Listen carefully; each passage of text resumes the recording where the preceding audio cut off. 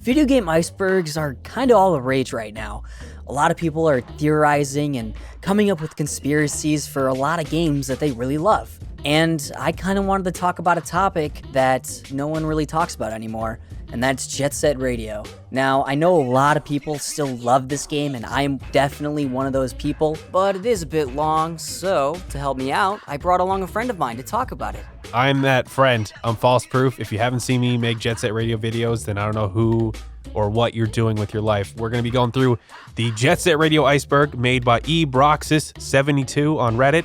We'll be using spray cans to show how much knowledge we have on each topic in the video. If you see more cans, that means we have more knowledge on the subject. If there's only one red can, that means we didn't really know anything about this until we started researching for the video. Let's just jump into it, Nate. Tier 1, Jet Grind Radio versus Jet Set Radio. The original Jet Set Radio's name was changed when it was localized for North America, going by Jet Grind Radio. The name change was due to some copyright issues with the phrase Jet Set. One possible theory may have been with a band called Jet Set Satellite that released their first album 3 months prior to the Japanese launch of the game. The name wouldn't change until the release of Jet Set Radio Future in 2002 for the original Xbox, and even then it was almost slated to be Jet Grind Radio Future, per a press release at TGS 2001 by Sega and Microsoft. Hideki's Twitter. Hideki Naganuma is the main composer for the Jet Set Radio series, and he's well known within the community for his personal Twitter account. With well over 134,000 followers, his account is a popular spot for Jet Set fans to convene and share their love for the series. This popularity has garnered both goodwill and controversy from all corners of the internet. But it's hard to deny Hideki's passion, and it's helped the series stay in the public eye, with constant tweets about the game, his work on it, and even people just coming to talk to him about Jet Set Radio and post some art and tag him in. Jet Set Radio Live. Like Nakanuma's Twitter, Jet Set Radio Live is also a community hub for JSR fans. Originally conceptualized as an online radio station with songs from the series, other Sega titles, and fan remixes, it's since spilled over into social media. The rise in attention has also garnered goodwill for the community, like the broadcasting of fan projects like JetSetSona, but it's also had a lot of controversy as well, due mostly to the account sharing posts on real-world events and being treated more so as a personality rather than a fan site account.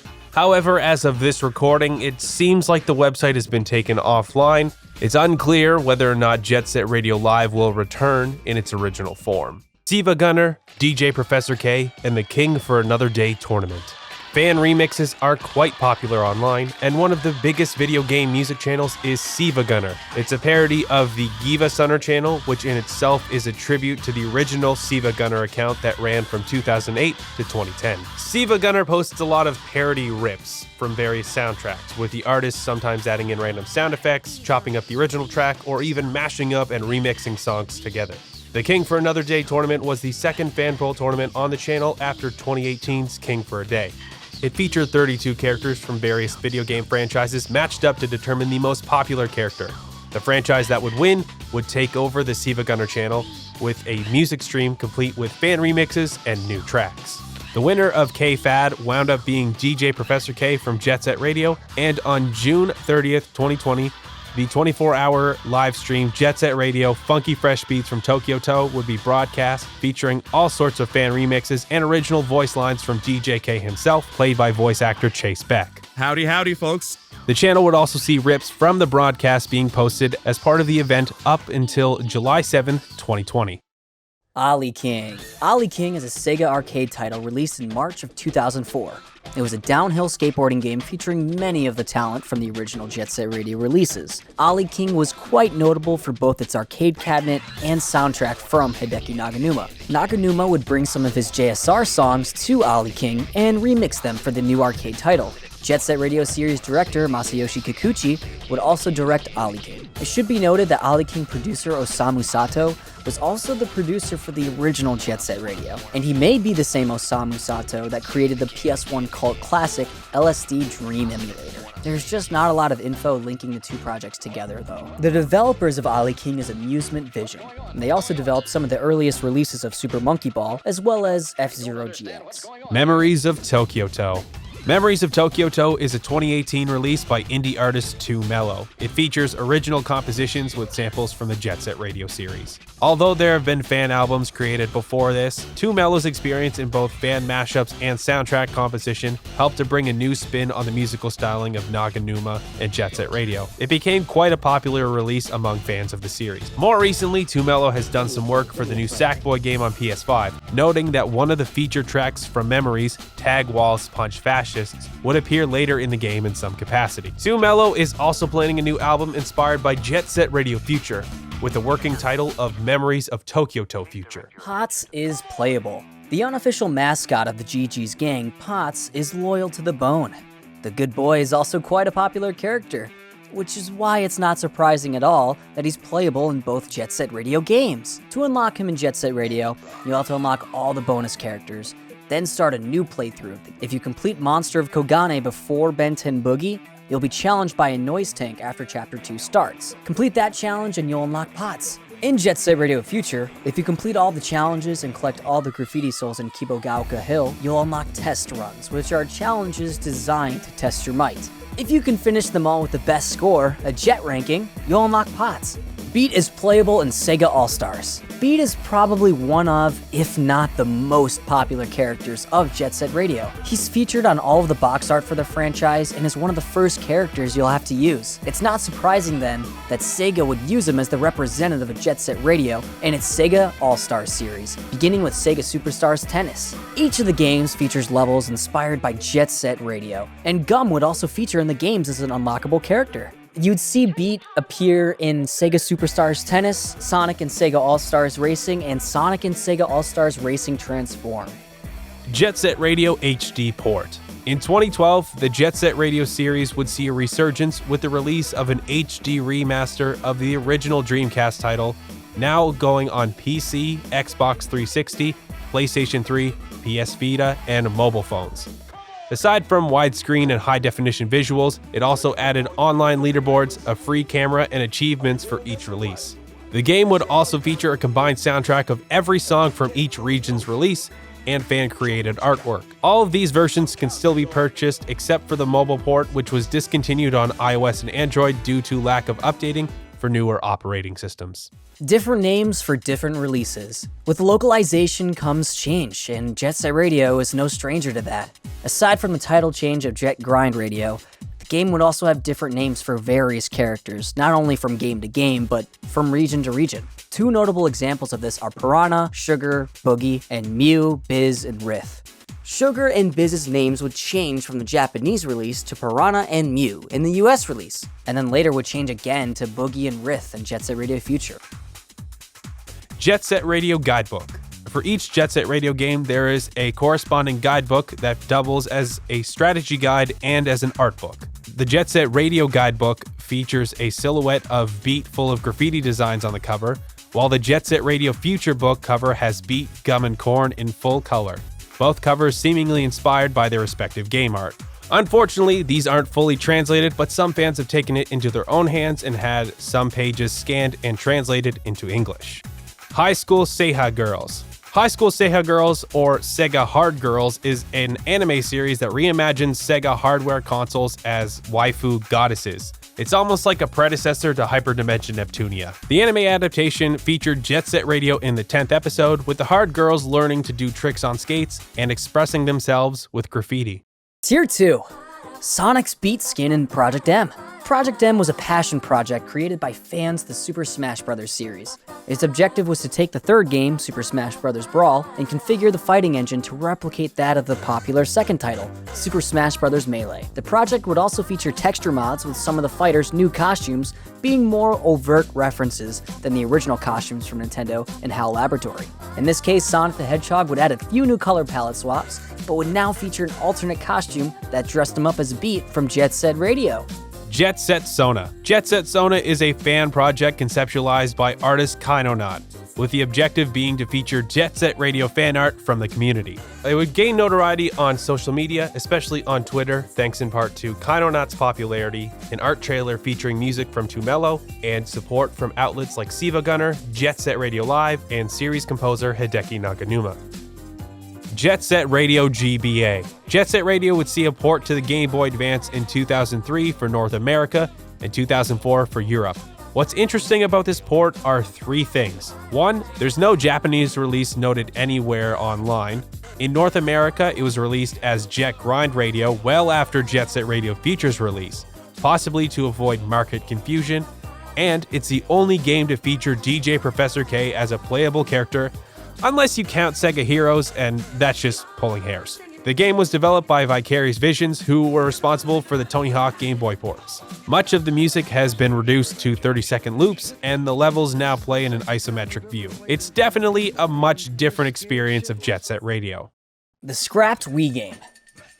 A few years after the release of Jet Set Radio Future and the GBA port, Kuju Entertainment approached Sega with a proposal for a third mainline game in the series. Known to fans as Jet Set Radio Wii, the only information that seemed to have been revealed from the pitch was, well, Sega's rejection, and a few pieces of concept art from artist Corey S. Lewis in particular.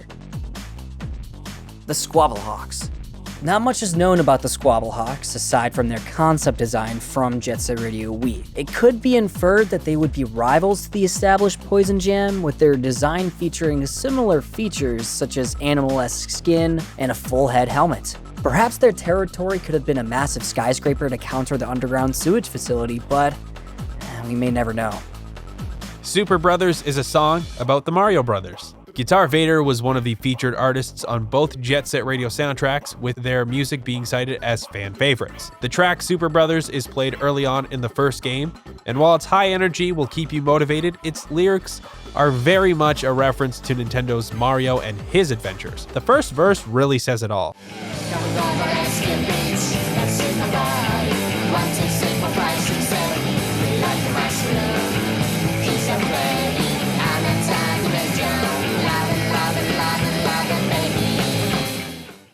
Gum Censored Tattoo. There's concept art of Gum from the original Jet Set Radio with a tattoo on her left thigh. It seems to be the same lettering that's on her dress. It's not present in her final texture file, although it does make a return in her artwork for Sega All-Stars. There also doesn't seem to be any clear evidence of the tattoo in her JSRF redesign either. Skullgirls using Gum's color palette. Skullgirls is a popular 2D fighting game that's held its popularity thanks to a PC port by Lab Zero Games, from Reverge Labs' original concept. When the DLC character Squiggly was added to the game, backers for Lab Zero's Indiegogo campaign voted for different palettes, and the gang green color palette made the cut. It's a fairly obvious reference, especially with the green striped sleeves. The JSR billboard in the 90s Boulevard level of Sonic Riders. Sonic Riders is a racing game that sees characters from the Sonic series race on hoverboards. In the second game, Zero Gravity, there's a level called 90s Boulevard that's pretty heavy-handed with the Sega references. In this footage, you'll be able to see a few billboards with the Jet Set Radio Japanese logo plastered all over. Tier 3. The Graffiti is Art Contest. The Graffiti is Art Contest is a reference to a live graffiti contest held in San Francisco in 2000, before the Dreamcast release. The name has also been used to refer to an online contest held by Sega in 2012. The contest name is a reference to the advisory warning before the game starts. Quote, "Graffiti is art. However, graffiti as an act of vandalism is a crime." The mail-in contest would narrow down the submissions to 5 finalists who would have to recreate their best art piece in person at the San Francisco event. Although the city would resist holding the event, Sega would press on, giving each of the finalists a Dreamcast with a copy of Jet Grind Radio, and eventual winner Sake a $5,000 prize. To appease the city council, Sega also made a donation of $5,000 to the youth art program, and had a portion of game sales donated to help efforts in cleaning up graffiti vandalism across San Francisco. Before the 2012 remaster of Jet Set Radio, Sega created the Graffiti as Art contest in order to solicit graffiti designs from fans of the series, with the winners having their designs featured in the final game. Although perhaps not as high stakes as the 2000 contest, the 2012 winners had their graffiti immortalized and received a copy of the game on 360 or PS3, and thankfully, designs from both contests can still be found online. Garam's necklace is Sonic's skull. In Garam's design for Jet Set Radio, he wears a necklace with a symbol that vaguely resembles an actual skull. Lead art designer Ryuta Ueda notes that the skull could be that of a famous Sega character. Most have assumed that this symbol is actually the skull of Sonic the Hedgehog. Unused Darkman posters. There are posters plastered across a few levels of the original Jet Set Radio, but fans are intrigued by this Darkman poster found in the game files. With Darkman being already a copyrighted material and the poster's obvious reference to Batman, it would be then changed to the Dark Suits Man poster. De La Jet Set Radio. Many games will see International Edition re-releases in Japan after a localized release, due to some changes in gameplay and bug fixes. The original Jet Set Radio release doesn't actually feature the second half of the game in Grind City, and in order to fix that, Sega released De La Jet Set Radio, which adds the levels and music from the US and European releases. It's also said that the game language can change depending on the language setting on the Dreamcast. The cover art features gum instead of beat. EO2_001U.adx or DJ Professor K's rap. In the game files of the original Jet Set Radio, a file called E02_001U.adx can be found that features a rap from DJ Professor K. Its original intent was for the cutscene after beating the Shibuya GG level, as the audio files for the next Shibuya level, Love Trap, start with E03. It's unknown as to the specific reason why it was cut. It could be because it's a little bit long, but it actually does feature in text form after the level in the Game Boy Advance port. Cube's original design. If you look at concept art of Cube from the original Jet Set Radio, and compare her to her design in the American release, you'll definitely notice some differences. In the American release, she has a black crop top with red kanji and black pants, and her tattoos are actually visible. But in the Japanese design, her top is gray, and she now has a long sleeve crop top underneath, hiding her arm tattoos, and her pants are a bit darker blue. Hideki wanted to work for Nintendo. Fans of the Splatoon series have noted some artistic similarities with the Jet Set Radio game, and there's definitely been some requests for Jet Set composer Hideki Naganuma to take a spin at making some music for Splatoon. However, Naganuma revealed on his Twitter that he did apply for a position at Nintendo, and he was rejected on 2 separate occasions, stating that there's just no position that he could display his ability to the fullest. I wonder what could have been. Beat has polydactyly. Originally, we weren't really sure about this one being accurate, but after learning the definition of polydactyly, this one is pretty obvious. Polydactyly is a genetic anomaly that results in more fingers or toes. On certain European copies of Jet Set Radio and in this specific concept art, you can see that Beat does in fact have 6 fingers on his left hand. Obviously, there's no in-game models in any of his appearances that blatantly show 6 fingers. It's just an interesting little fact for a piece of concept art. Tier 4. Ereki is the kanji that features on Beat's t-shirt in the original Jet Set Radio. It translates to electricity. The kanji reappears in his JSRF design, albeit with a bit of a different look to the lettering. Birthday Cake by Sibo Mato features the vocalist of Noodle from Gorillaz. The vocalist for food-driven Japanese band Sibo Mato was Miho Hattori, who you may know from the iconic song Birthday Cake from Jet Set Radio Future. For the song's feature in JSRF, Hattori had done vocals for Gorillaz member Noodle on the band's self-titled first album. However, she would not reprise her role for the next major album, Demon Days, being replaced by Roses Gabor. Porn Star Grind Trick. In Jet Set Radio Future, more grind tricks have now been added, in particular the Porn Star. It's usually achieved through a Y-grind combo. Unused porno posters in Benten-cho. Like the Darkman poster, there was also some erotic posters found in the same texture file that was originally meant for the Benten-cho level. These would be then changed to feature some samurai and a giant killer robot. Kibogauka Hill Cat Room. In the Kibogauka Hill level, there's a secret cat room near the entrance from the bottom point level. Grinding down a certain ladder will land you in a room full of cats. The game files also feature 3 different cat textures. It's pretty fun to find the room and mess with all the cats. I'm Not A Model's full version is pretty explicit. I'm Not A Model is a track by Russell Simmons that's featured in the Jet Set Radio Future soundtrack.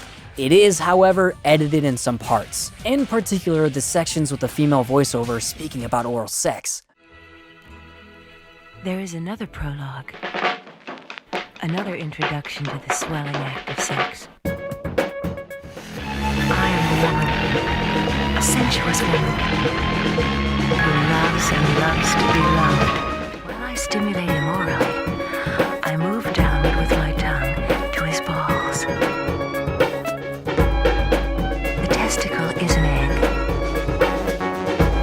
and I am extremely careful not to grab it. Beat's face texture. In the texture files for Jet Set Radio, you're actually able to see Beat's face behind the glasses. Obviously you can't see them within the game, but it's a cool Easter egg to find. It's also worth noting that Beat's glasses texture is placed in the same area as other characters' headgear. Hayashi's sword. In the game textures for Jet Set Radio Future, you can find a model of Rokkaku head cop Hayashi wielding a sword instead of his trademark gun. The change from sword to gun hasn't been revealed, but Hayashi seems to like using his weapons quite liberally. Jet Set Radio evolved Jet Set Radio Evolution. Jet Set Radio Evolution was the second attempt by an indie developer to propose a third Jet Set Radio title to Sega. During GDC 2017, Dinosaur Games approached Sega with a concept featuring a new logo, new designs for Beat, Gum, and Roboy, and a fully animated sequence and city built for the proposal. Although it definitely had more to it than the Wii proposal, Sega ultimately turned down Dinosaur Games as well.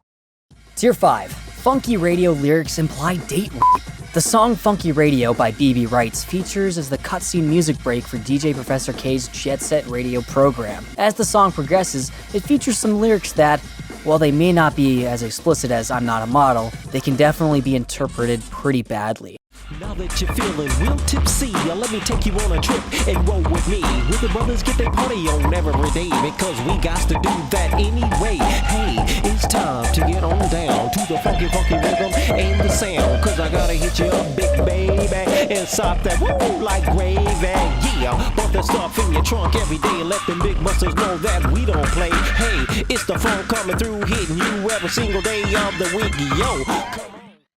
Burger Queen.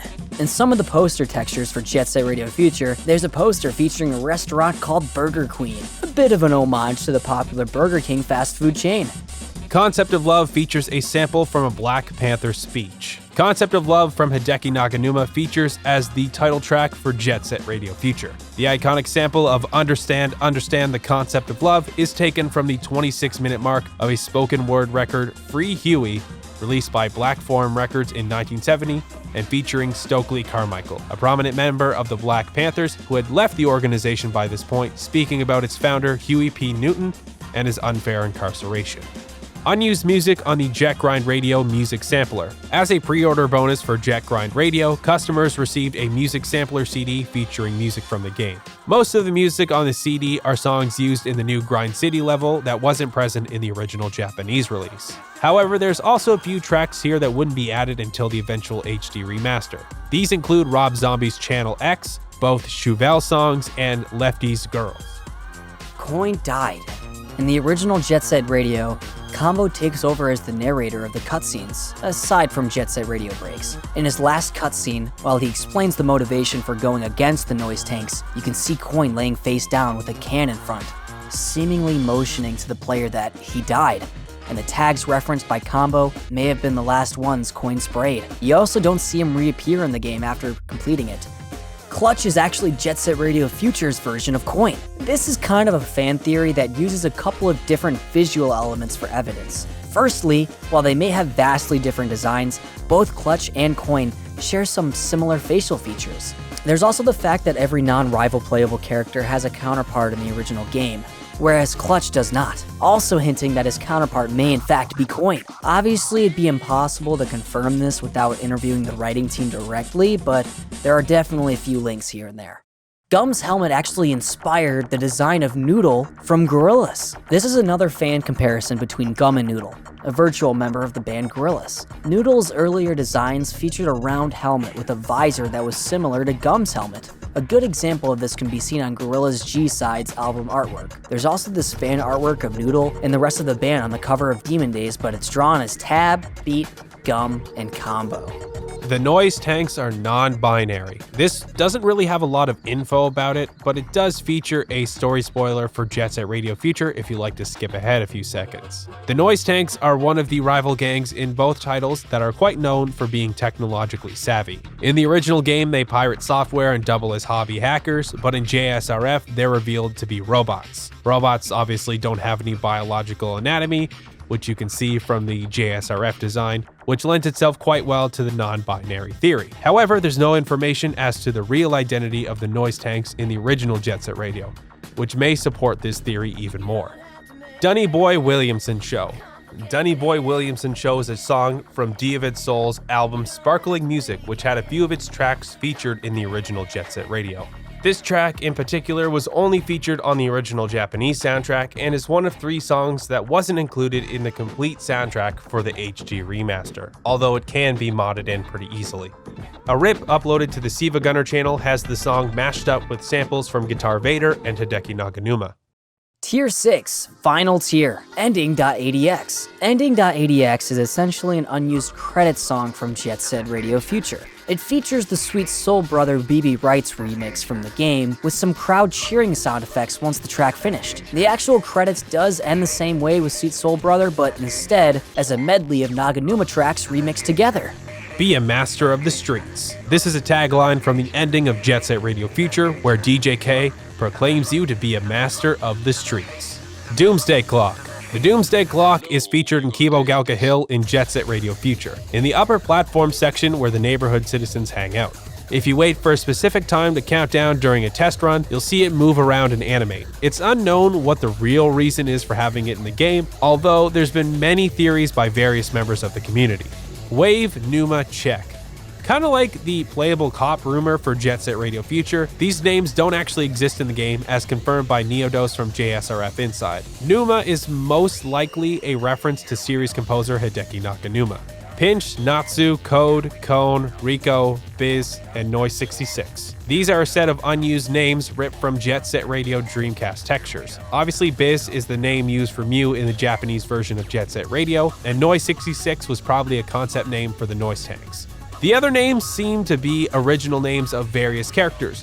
Cone is probably a mistranslation of corn, Rico is cube, Natsu is piranha or sugar, Code is slate or soda, but Pinch doesn't seem to correspond to anyone. Clutch with no hair T-posing in the end of Jet Set Radio Future. During the last cutscene of JSRF, you can see all of the GGs dancing in the garage, except for Clutch. If you actually look closer, you can see that his model has no hair and he's stationary. While the Iceberg does claim he is T-posing, his arms aren't outstretched, although he does seem to be in a default position for the model. Rokkaku Intercontinental Ballistic Missiles in JSRF. In the level Kibogauka Hill, the player can find a rocket launch pad in an area filled with missiles with a modified Rokkaku logo, perhaps showing that the Rokkaku group has some military ambitions that could endanger Japan. Intercontinental Ballistic Missiles, or ICBM for short, are used in nuclear strikes and are actually quite terrifying. Considering that the only reference to this is on Jet Set Radio Wiki, it's definitely obscure. JSRF is Yo-Yo's interpretation of the Jet Set Radio story. This is probably the only thing on the Iceberg we couldn't find. I talked to Ebroxas. They also don't remember where they found the source, but I do remember seeing this. This is actually something that someone posted as a fan theory. If you remember, let us know, and we'll make another video and we'll talk about it. But yeah, try and find it. Poison Jam had baseball bats. This may be one of the only unfounded claims in the Iceberg, and there's a statement on the Jet Set Radio TV Tropes webpage that claims that Poison Jam had concept art that had them holding baseball bats. However, there's no source for this on TV Tropes. Originally, we thought this might be something that we'd need some help finding after putting out the video, but thanks to Giovanna on Twitter and Reddit, we now have a source. In the Rude Awakening documentary that's included with Jet Set Radio HD, you can see concept art of Poison Jam holding baseball bats around the 4-minute, 16-second mark. All right, so that was the Jet Set Radio Iceberg. Thanks for watching. I know this is a bit of a different kind of video that I would do for my channel, but I really wanted to try something new and something that a lot of you would enjoy because I love Jet Set Radio, and I really just wanted to talk about even the most minute details that I could. And I'm glad that I had my buddy FalseProof on, because this guy is probably the only guy that I know that knows just as much about Jet Set Radio. If you need anything Jet Set Radio, this is definitely the Jet Set guy right here. I don't think I need to say anything else. Thanks for watching. Subscribe to Nate. That's literally the reason why we're doing this video on his channel, so you'll subscribe to him because he's cool as hell. And he's like one of my best friends. I love him. And you can even check out our little side channel where we collaborate on stuff called The Scent. On there, we actually just made a video on Air Gear, which is basically Jet Set Radio, the anime. So definitely go and check that out if you can. All right, that's it. Thank you so much for watching. Catch you guys in the next one. One last thing before we go, I just wanted to say a big thank you to our editor, Alex. I think for Nate and for me, it's both of our first time working with an editor. So it's definitely been an interesting thing to adjust to, but Alex has done a really good job making this come to life. So I just want to say thank you. And sorry we made you start off with a pretty long video. But yeah, you should all go check out his stuff. We'll have it all linked in the description.